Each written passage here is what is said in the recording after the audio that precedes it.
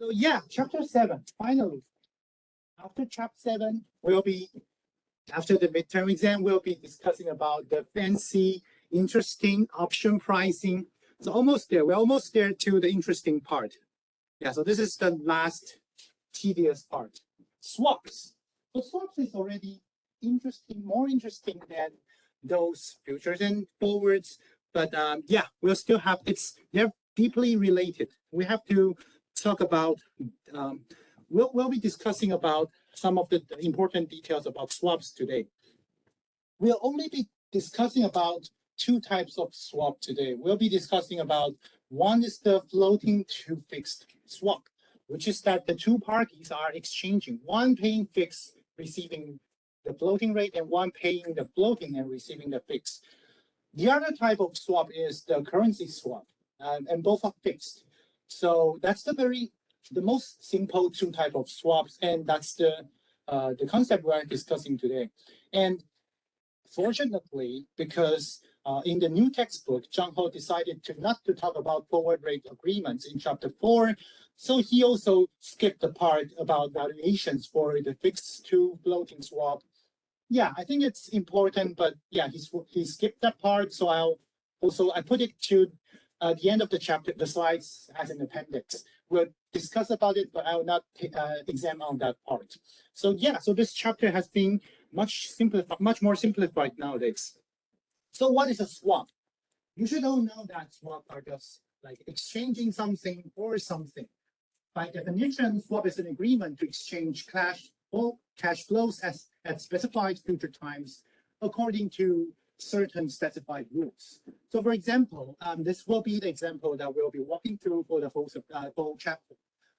Suppose that we have an agreement on March 8th, 2022 between Apple and Citigroup that Apple receives 3 months SOFR rate and pays a fixed rate of 3% per annum every 3 months for 2 years on a notion principal of $100 million.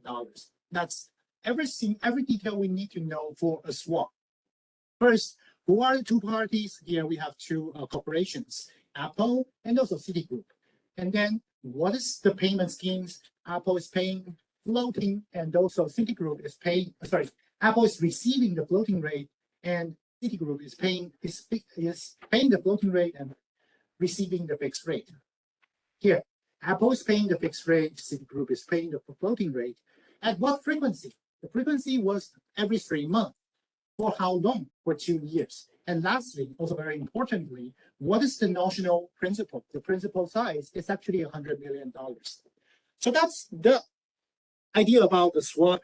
And let me show you what the swap will exactly look like. So by the time of June 8th, June 8th is 3 months after their original negotiation, which is also the time the first exchange should happen. We see that what is the fixed payment? The fixed payment is on a 3%, is 3% on a notion of $100 million. But the 3% is actually annualized APR, an annualized rate. So we have to, first, 3% multiplied by 100 million equals to $3 million. $3 million divided by 4 gives us 0.75 million, which is also $750,000. So supposedly, Apple should be paying $750,000 to Citigroup. At the same time, Apple is receiving floating from Citigroup. Fortunately, we can actually observe the floating rate for the horizon from March 8th to June 8th on June 8th because the period has ended and we already know what the 3 month SOFR rate is. The 3 month SOFR rate turns out to be 2.2%. So 100 million multiplied by 2.2% is 2.2 million. 2.2 million divided by 4 gives us 0.55 million or $550,000. So Apple should be paying $750,000 to Citigroup. Citigroup should be paying $550,000 to Apple. At the end, there's only the net cash flow that will be transacted. At the end, the net cash flow will be an outflow of $200,000 from Apple to Citigroup. That's basically what the first exchange should be. After another 3 months, it's September 8th. And then because Apple is the fixed payer, the fixed cash flows is always the same. for the floating rate, we have to check up what the SOFR 3-month SOFR rate is. By September 8th, it turns out that the 3-month SOFR rate from June 8th to September 8th is 2.6%. And then again, $2.6 million divided by 4 gives us $650,000. The net cash flow is again another 100,000 outflow from Apple to Citigroup.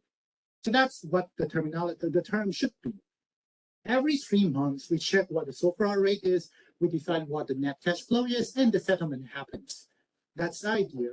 And then you can see there's something very interesting. We talk about the notional principle, but there's no exchange of this principle at all. Why was that the case? It's because that's also the reason why. It's because it's notional. It's only conceptual. People don't really transact their principles in floating to fixed swaps. And that's also the reason why it's termed as a notional principle. Does that make sense? Everything okay so far? That's the payment schemes for the Apple and Citigroup floating to fixed swap. Now let's talk about something related to what we talked about last class. Can we actually determine a risk-free interest rate through a swap? That's actually doable, and that's also practically very popular. Like we said at the end of chapter 6, we talk about how we can be able to bootstrap and to calculate what the long-term zero rate is. We can actually do exactly the same in a swap. The idea is that whenever a swap, at a time when a swap is negotiated, it's actually a fair deal to both parties. Fair in terms of, in the sense that the net cash flow, the NPV, the net present value, should be zero for both two parties. As time goes on, it would be not the case anymore, but by the time when this deal was negotiated, it should be a fair deal to both parties. So we can actually take advantage of this nature to calculate what should the interest rate be according to outstanding swap deals. The swap deal is called overnight index swaps, OIS rates. How do we do that? Basically, the idea is that the fixed rate exchanged for the floating rate, the OIS rate should be a fair rate, and we should use that as a reference for a risk-free rate. What does it mean? Let me show you in one example. Suppose that we already know what the OIS rate is for a 6 months horizon, 12 months horizon, 18 months horizon. We'll be able, later on you'll see how we got this number. It's exactly the same way how we got this 2-year zero rates. But so far, assume that we already know what the 6 months, 12 months, 18 months LIBOR rate is. Assume that there's a swap deal, and this swap deal is also a floating to fixed swapping deal, And then the floating side, the fixed payer is paying 5% semi-annually, and the floating side and the floating payer is paying the floating interest rates. What does it mean? It means that it's a 2-year swap, and then this is time 0. This is half a year up from today, 1 year from today, 1 year from today, 2 years from today. For the first transaction, the fixed payer is paying 5% per year, so which is actually 2.5% of the principals to the counterparty, and the counterparty is paying the floating rates to the fixed payers. Let's make some assumptions, and which is without lose of the generality. Let's assume that the notional principal is actually $100. It means that the fixed payer today is paying $2.5 outflow, and then we are receiving we're paying, so it's a negative sign, and then we're receiving the LIBOR rates, 6 months LIBOR rates, the floating. We don't know what it is today. It's okay. It's okay. What it means is that we have a floating rate receive, floating rate receive, floating rate receive. That's basically what this swap could be like. But then Now we already know that there's something very interesting that we know. We know that the 6 months, 12 months, 18 months swap zero rate, OIS rate for this horizon happen to be 4%. And this interest rate should be 4.5%. And then the third interest rate should be 4.8%, right? Yeah, 4.8%. And can this payment scheme tell us something about what this interest rate should be? That's the question. And then indeed, we can actually infer an interest rate for this 2-year horizon interest rates. How do we do so? Once again, by definition, the floating rate and the swap should be negotiated that the two parties, it's fair for the both two parties.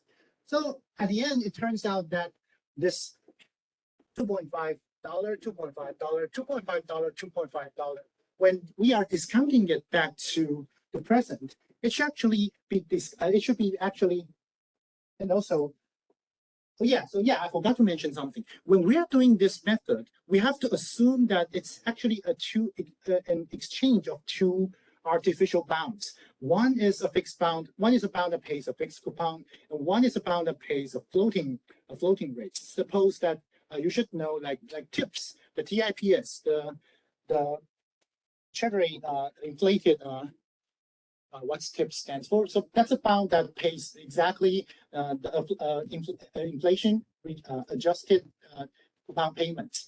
So that's basically something like a floating rate bound.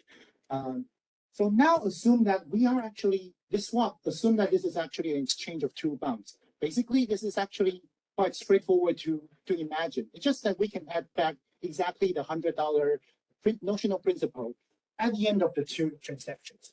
So assume that was 2.5, 2.5, 2.5, 2.5, floating rate, floating rate, floating rate, floating rate. That was the original transaction.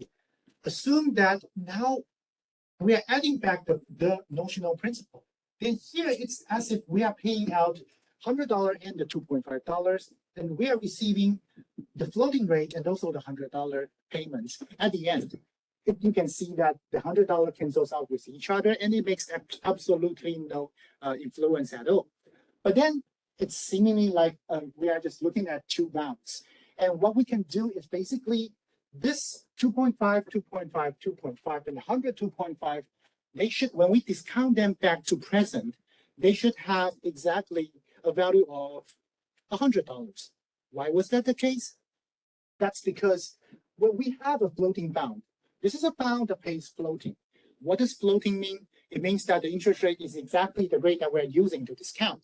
So the floating bound will always be sold at par. It will be always sold at exactly the face value. In my assumption, it will be exactly $100. And as I mentioned, the swap is designed that the two parties it's fair to both of the two parties. So the fixed bound, the hypothetical fixed bound should also exactly have the same price. That's the idea, and then we can use this nature to help us decide what this discount rate, the 2-year zero rate is. How do we do so? It's basically just like what we do in chapter 4, where we bootstrap the future rates. So this $2.5 should be discounted back to today, and we know that the interest rate here for this horizon should be 4%. Another $2.5 discounted back to today should be using the interest rate of 4.5%. The third $2.5 discounted back to today should be discounted at the interest rate of 4.8%. Also for the exact same time horizons. At the end, the whole $102.5 discounted back to today will be discounted at the 2-year zero rates, which is an unknown to us right now. But then, and for 2 years, we know that if it is a fair bound, then it should be sold at par. So it should possess a value of exactly $100. By doing so, this is known, this is known, this is known. The par over there, and you can calculate this par. That's how we can compute a distant zero rate using a swap. The idea is also very similar to what we did in chapter 6, at the end of chapter 6 last class, and also what we learned in chapter 4 to bootstrap a zero curve. So let me just wrap it out once again.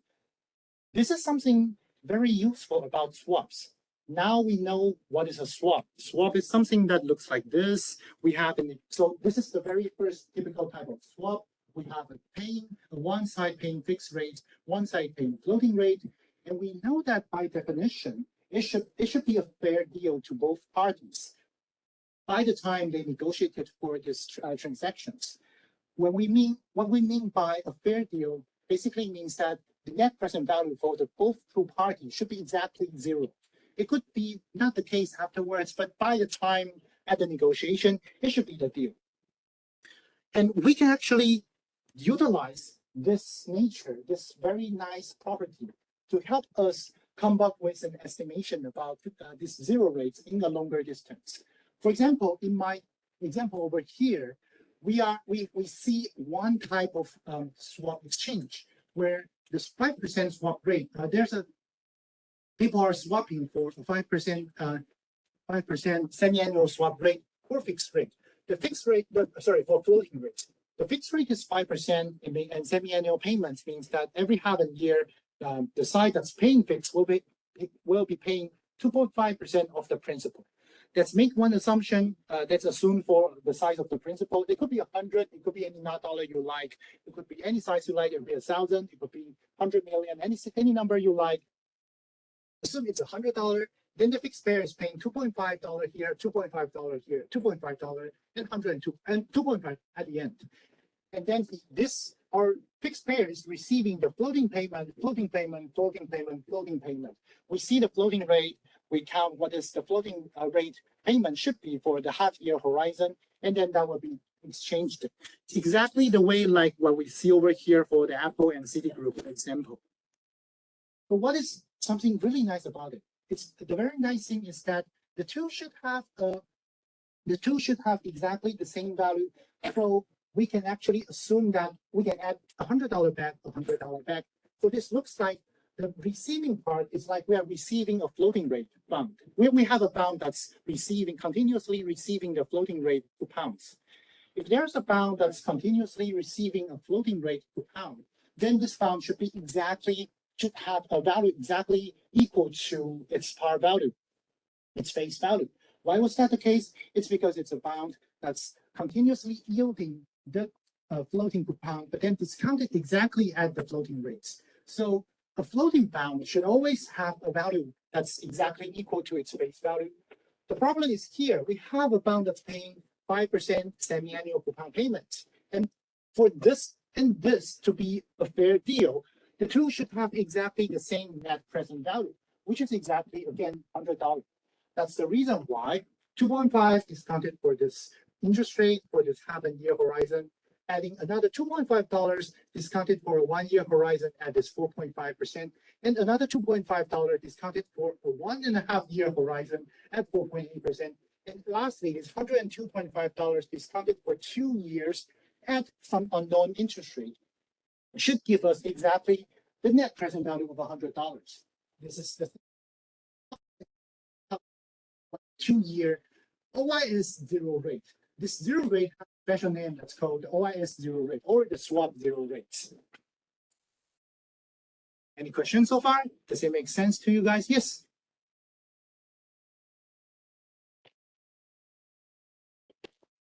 That's a very good question, and that's exactly what we are going to talk about starting from the next slides. Why do people use swap? So yeah, let me just continue, okay, if there's no other questions. Guys, I'll take it as the case. So now we talk about what the swap looks like. We also talk about one very nice implication people can use swap to imply for. We can calculate some the risk-free interest rate to what risk-free interest rate should be using the existing swap transactions. Now let's come back to the basics. Why are there swap at all? Why do companies conduct swap exchanges at all? There are various reasons why a company would like to use a swap. Basically, according to our example, this fixed to floating swap, people are usually trying to convert floating liability to a fixed liability or on the other hand, converting a floating assets or floating incoming payments to a fixed incoming payments. What do I mean over here? We can also demonstrate using the example that follows. So suppose that in a situation, let's talk about the first situation. Suppose that Apple is trying to transform a liability from a floating liability to a fixed liability. Suppose that Apple has arranged to borrow. Basically, they borrow some money from some additional counterparties, and the additional counterparties are agreed to lend them some money by charging an interest rate payment. Some floating rate plus some spread. The spread could be like 10 basis points over here. So originally, without the swap transaction, Apple has a constantly floating payments, floating plus 0.1 percentage points payments periodically. Now, according to the transaction in the example we see of Apple and Citigroup, Apple can actually transfer the floating rate outflows into a fixed rate outflow. How do we do so? Originally, there was a floating plus 10 basis point outflow. Now, Apple has set up a deal with Citigroup that Apple is paying 3.3% and receiving a floating rate. Floating rate is exactly the same floating rate. It could be any kind of reference rates that you name it. It could be SOFR, LIBOR, any kind of rate you like. So if that's the case, let's decompose every cash flows that Apple is paying out and also receiving. The first cash flow is the original floating outflows. The Apple is paying floating rate plus 10 basis points to its outside lenders. And then at the same time, it's now receiving a floating rate from Citigroup under the term of the swap. At the same time, it's paying out 3% to Citigroup, also under the term of the swap.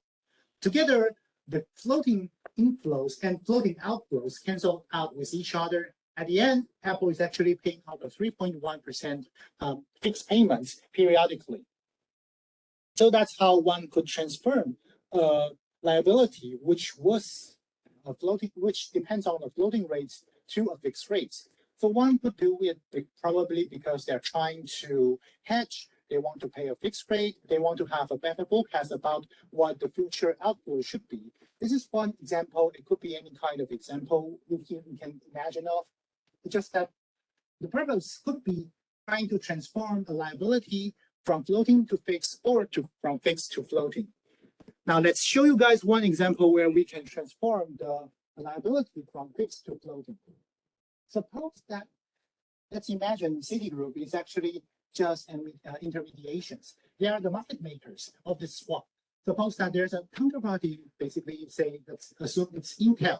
And Intel is also, assume that Intel is also conducting another swap with Citigroup. It agrees to pay floating to Citigroup, and Citigroup agrees to pay a fixed 2.97% payments to Intel. Suppose that originally Intel has arranged to borrow exactly $100 million at 3.2%. So originally they have a fixed payments periodically, the interest payments outflows periodically. Now it should be 3.2%. So originally it has a 3.2% payments to its outside lenders. Now assume that Intel is having a swap with Citigroup, and nowadays it's paying floating to Citigroup and it's receiving a fixed 2.97%. Cross this one out, it should be 3.2%.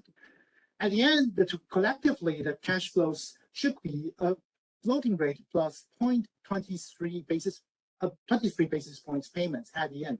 So in this example, Intel is transforming a fixed payment to a floating payment. So, and also within, you can see what is the role that Citigroup is playing. Citigroup is actually a market maker over here. Indeed, the one that's trading with each other is Apple and also Intel. But then Intel pays a floating to Citigroup, Citigroup pays the floating to Apple, Apple pays the 3% fixed rate to Citigroup, and Citigroup pays a 2.97% fixed rate to Intel. By making up this swap deal, Citigroup is making the 3 basis point spread in between. So basically, that's the idea. And that's one reason why company may like to conduct a swap. Now let's talk about a different reason why people may want to do a swap. It's very similar. It's just that now instead of outflows, they have originally an inflow. Suppose Apple has a bond or any kind of assets that's earning a fixed 2.7% rate of interest, and Apple is not satisfied with it. Suppose the company, their show manager, have some good forecast that the interest rate will be increasing in the near future. Suppose that's the case, and they are not they are not satisfied with this fixed income. So Apple could conduct exactly the same. This is exactly the same swap over as we mentioned earlier. Apple is paying a fixed to Citigroup. Citigroup is paying a floating to Apple. Originally, it's receiving a 2.7% on the assets, the fixed income assets they own.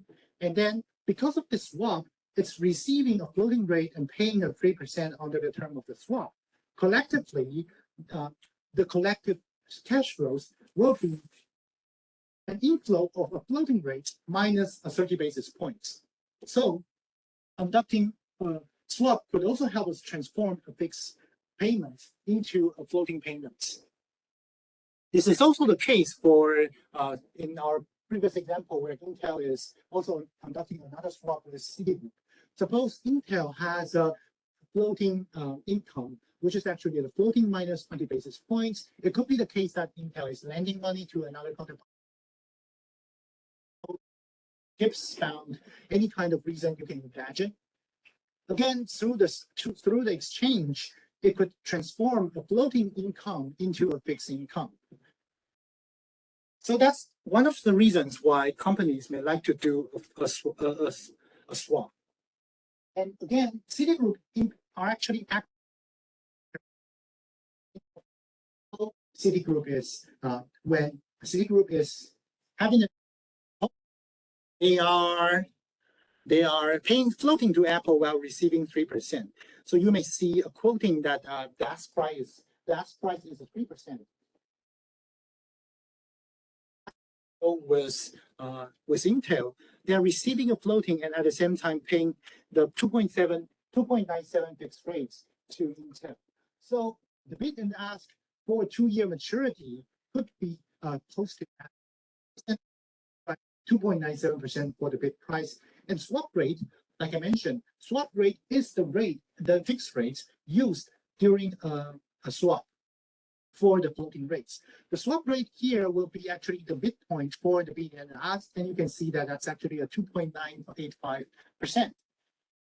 That's the idea about market makers. They try to mimic so again, what is the purpose of having a market maker over here? It actually helped them, the two parties, Apple and Intel, mitigate the default risk because market maker exists in between, acting as an intermediary. They guarantee that even if the other side defaults, the remaining side could still have a continuing swap exchange with Citigroup in this example. So the existence of a market maker can help us decrease or mitigate the default risk or the credit risk. Swaps, day counts still exist in swaps. Like we mentioned here, we just neglect about the day counts, but day counts are still there. And day counts are even more sophisticated when we are thinking about swaps. Why was that the case? It's because, like I mentioned at the beginning of the chapter 6, we know that day count conventions are different across term structures. Like we can see for SOFR is usually a short-term interest rate. So SOFR usually follows the actual to 360 rules. If it's a T-bound, they actually may follow different rules. So during a swap, when we are exchanging a floating rate with a fixed rate, it could actually create even more chaos.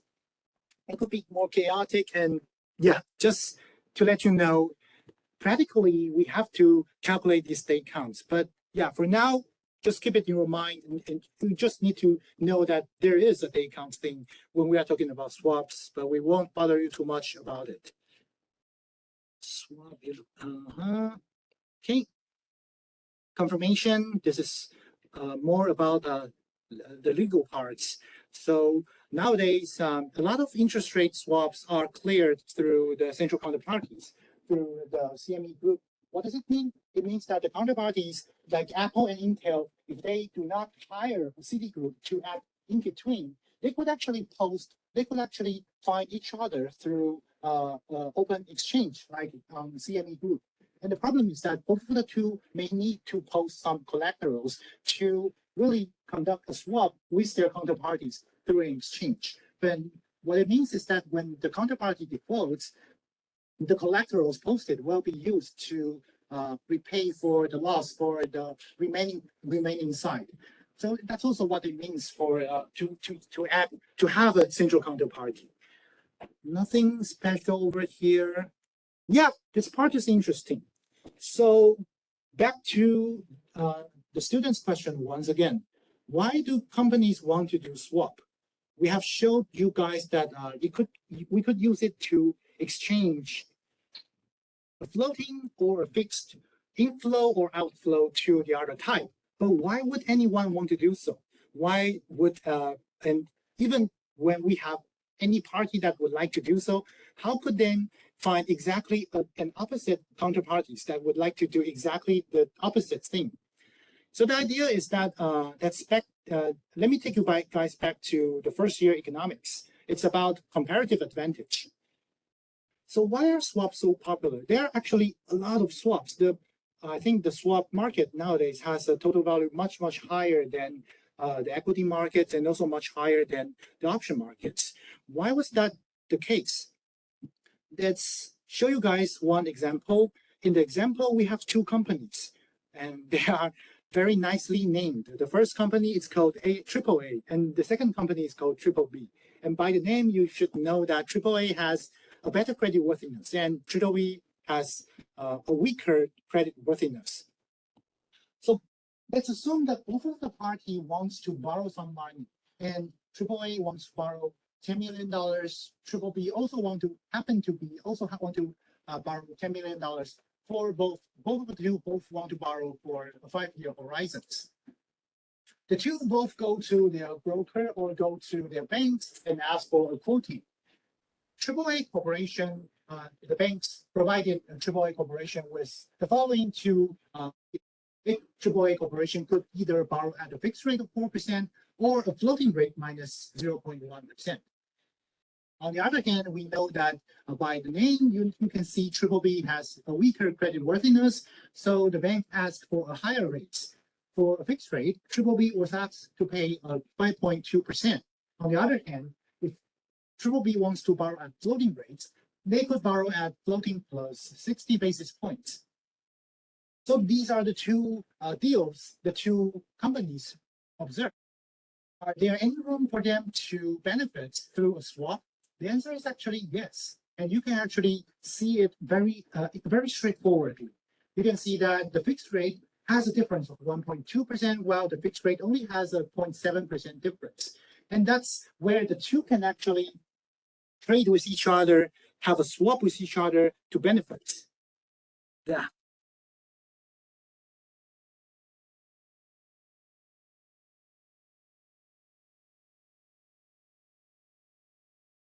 Let's create a scenario. Let's suppose that AAA actually wants to borrow at floating rates, and BBB actually wants to borrow at fixed rate, which actually makes very good sense. If you believe that AAA actually has a better creditworthiness, they may actually benefit from borrowing at a floating rate because the floating rate may fluctuate, and then when things are easier, when money is cheaper, when the interest rate is lower, AAA can actually benefit from borrowing at a lower cost. On the other hand, BBB has weaker credit worthiness, so they would like to be locked into a longer fixed rate so that they won't be penalized if they experience something, if they have any bad news announced. So that's also a very lively example. And if that's the case, the two can actually trade with each other, create a swap and benefits, both create some rooms to benefits. For example, AAA could be a pair. In this example, In this example, AAA is actually borrowing the fixed rate from the outside banks, and BBB is borrowing from the floating rate from the outside bank. And at the same time, the two can have a swap with each other to make both benefits. For AAA, like I said, it borrows 4% at 4% from some outside lenders. It's receiving 4.35% per annum from BBB. It's paying floating to BBB. Again, the net cash flows for AAA is paying floating minus a 0.35 percentage points per annum. Okay, this is a deal much better than AAA was provided by its outside lender. On the other hand, if BBB is borrowing at the floating rate and then having a swap with AAA, then you can see that the floating rate cash flows cancel out with each other. Collectively, BBB is indeed paying a 4.95% fixed rate to the outside parties. This is actually also much lower than the 5.2% BBB was provided by its banks. So when there is like this kind of situation, the two parties may actually have a swap with each other and both could benefit from having a swap. If we hire a financial institution in between, then basically it's just that the two will be taking out some of the spreads. Not much, but still the two could still benefit much better than their original deal they were each provided. That's the idea about the comparative advantage about the existence of swaps.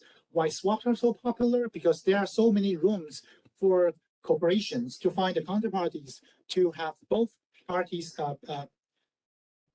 benefits or have a better performance through this kind of tradings. However, like I said, swaps. So there are also criticisms about comparative advantage.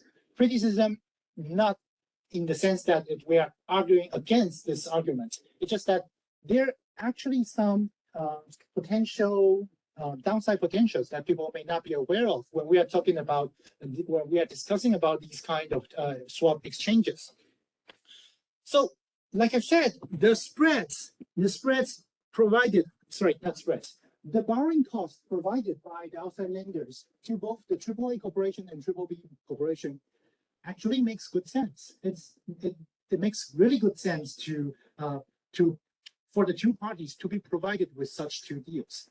Why was that the case? Like I mentioned, once again, AAA has a better credit worthiness, they have better credit records, and BBB has a weaker credit records.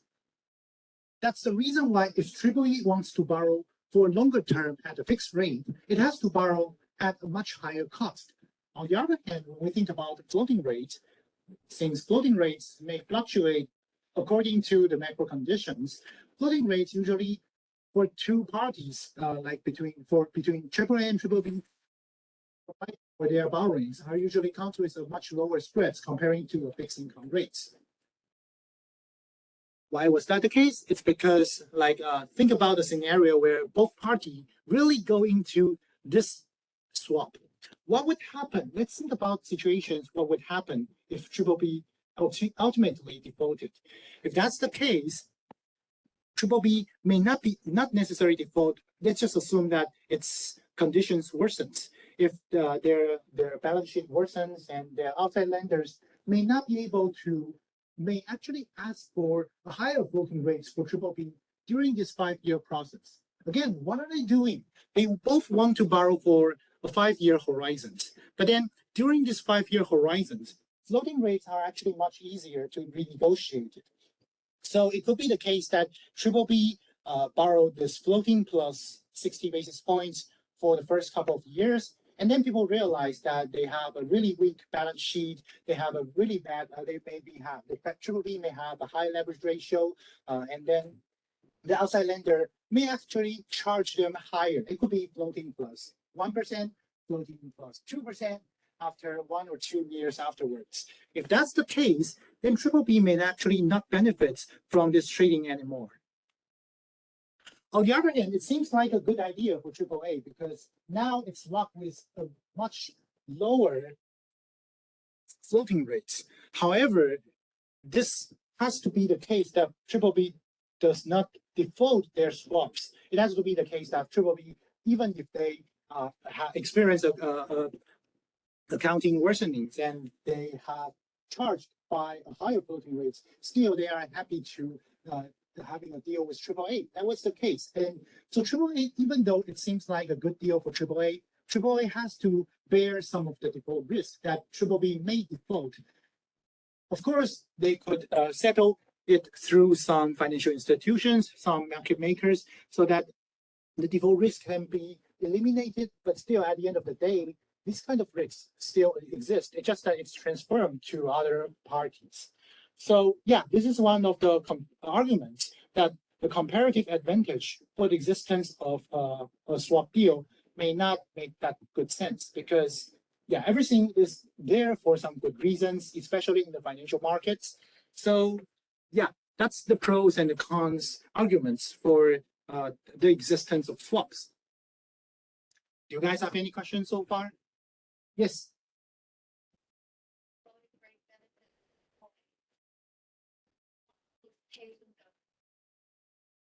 AAA is paying the floating, right? And what's your question once again? Oh, so no, that was my argument at the very beginning. Like AAA may actually be willing to borrow at floating rate because the floating rates may say we are in a situation where the interest rate is lower, they could take advantage of it and they can have experience cost. And this is not like that's a more general description about a company with a better credit worthiness. Like, of course, when we are there to talk about them getting into a swap, then that's not my argument anymore. But I was just saying that it makes actually good sense that AAA may want to borrow at floating because usually floating rates borrowings comes with shorter horizons, and if that's the case, they could actually benefit by market timing when it's easier. Just but then afterwards, when we are talking about a situation when the two parties are having a swap, then that was not my discussions anymore. I was just describing how this scenarios is quite lively, makes quite good sense. But yeah, that's not the point of this part.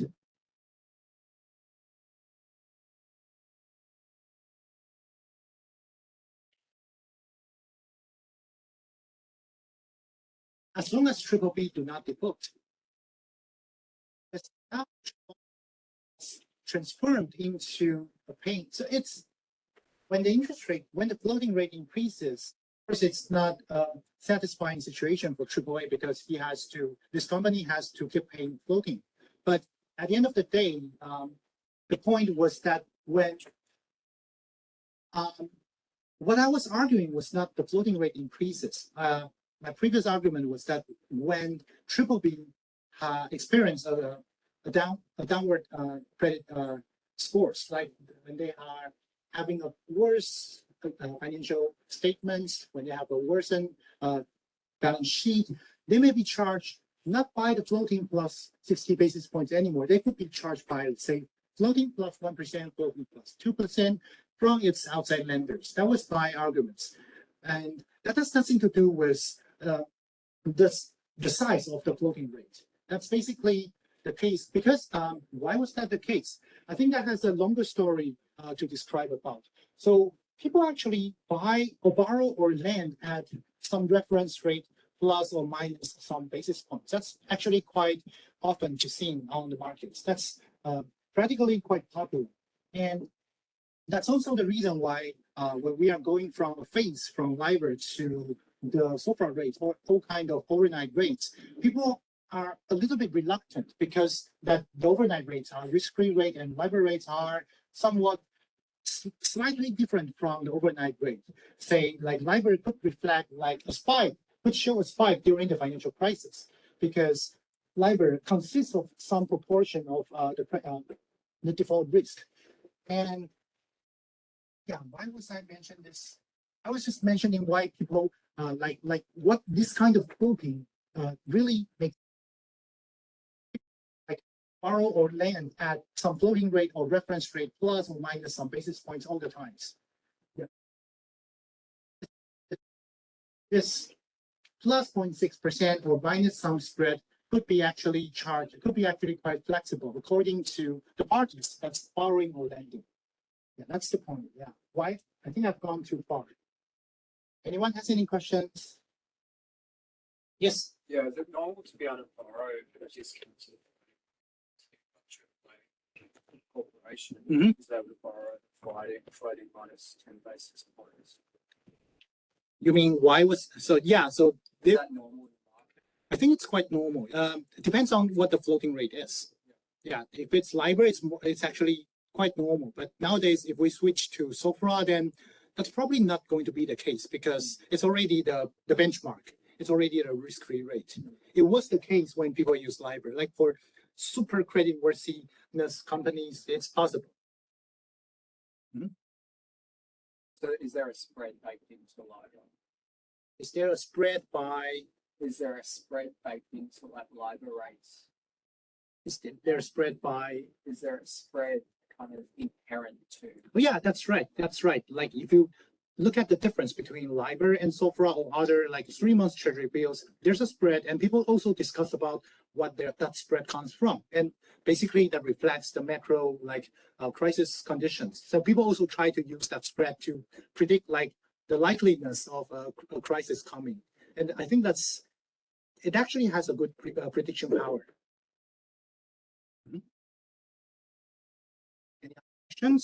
Or I think it's a good time to stop here because later on we'll be talking about currency swaps, and then we can call it for a day after it.